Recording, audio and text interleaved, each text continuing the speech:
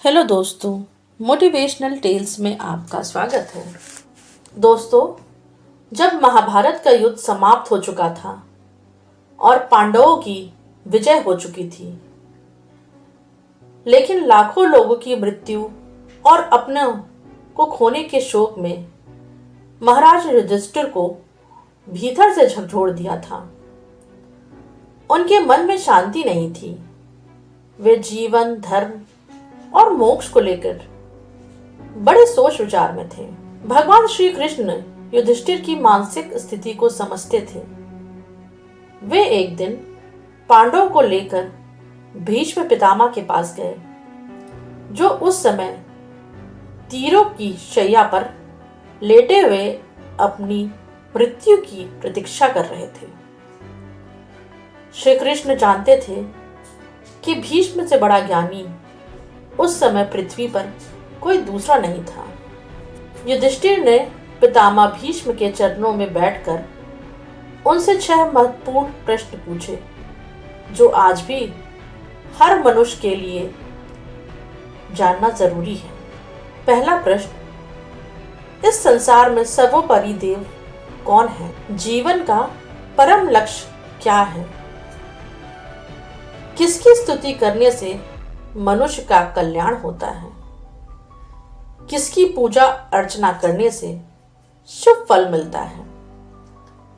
सर्वोपरि कौन सा धर्म है? किस मंत्र के जाप से संसार के जन्म मरण के बंधन से मुक्ति मिल जाती है?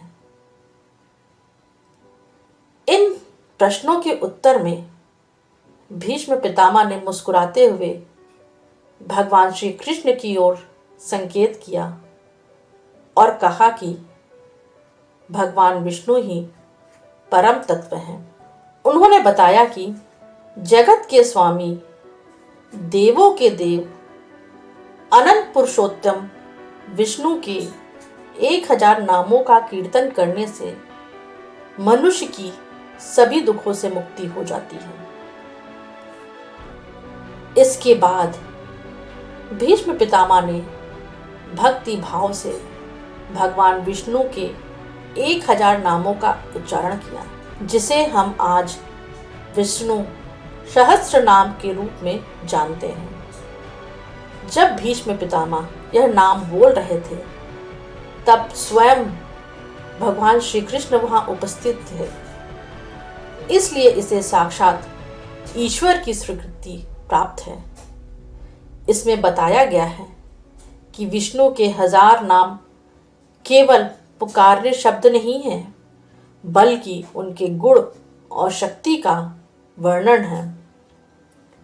भीष्म के अनुसार जो व्यक्ति इन नामों को सुनता या पढ़ता है, उसे न तो इस लोक में और न ही परलोक में कोई भय होता है। दोस्तों, यह कहानी हमें यह सिखाती है कि जब हम जीवन के घोर अंधकार या भ्रम में हों, तो ईश्वर के गुणों का स्मरण ही प्रकाश की ओर ले जाने वाला सबसे सरल मार्ग होता है। दोस्तों, ये जानकारी आपको अच्छी लगी हो तो इसे लाइक और शेयर ज़रूर करिएगा। चैनल पर नए हो तो सब्सक्राइब करना बिल्कुल मत भूलिएगा। Thanks for listening.